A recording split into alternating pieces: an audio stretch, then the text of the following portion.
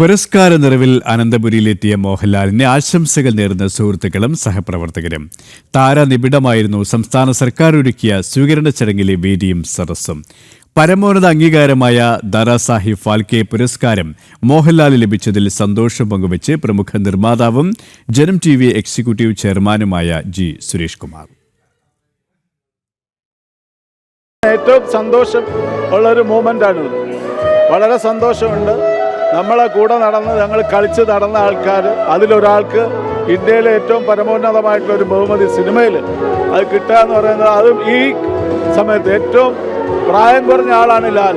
അതിന് ബാക്കിയുള്ളവർക്കൊക്കെ കിട്ടിയിരിക്കുന്ന 75-80 അങ്ങനെയുള്ള പ്രായത്തിലാണ് കിട്ടിയിട്ടുള്ളത്. പക്ഷേ ഏറ്റവും പ്രായം കുറഞ്ഞ ഈ ഒരു അവസരത്തിൽ കിട്ടുക എന്ന് പറയുന്നത് വലിയൊരു ഭാഗ്യമാണ്, അനുഗ്രഹമാണ്, അതൊരു ദൈവാധീനമാണ്. പുള്ളിയുടെ മുഖത്ത് ആദ്യമായിട്ട് മേക്കപ്പ് ഇട്ടത് ഡയറക്റ്റ് ചെയ്ത് ഞാനാണ് സ്കൂൾ ലൈഫിൽ.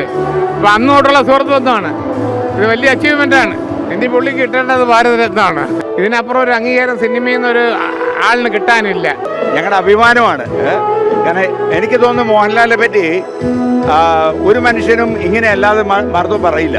കാരണം എല്ലാവർക്കും ഒരേ സ്വരത്തിൽ പറയാൻ പറ്റുന്ന ഒരു നടനെ നമുക്ക് കിട്ടിയിട്ടുണ്ടെങ്കിൽ മോഹൻലാൽ തന്നെയാണത്. മലയാള സിനിമയ്ക്കും മലയാളത്തിനും ലോകത്തിൻ്റെ മുമ്പിൽ, ഇന്ത്യയുടെ മുമ്പിൽ തല ഉയർത്തിപ്പിടിച്ച് നിൽക്കാനായിട്ട് ലാലേട്ടൻ്റെ അവാർഡ് ഉപകാരപ്പെടും. അയ്യോ, അതൊരു ഭയങ്കര ഏറ്റവും പ്രൗഡ് മൊമെൻ്റാണ്.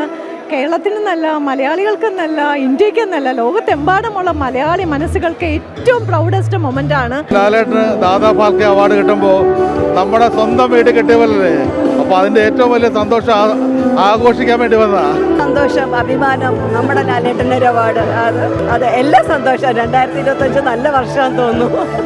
അതെ, നമ്മുടെ ലാലേട്ടനല്ലേ, ഇപ്പോൾ വരണ്ടേ.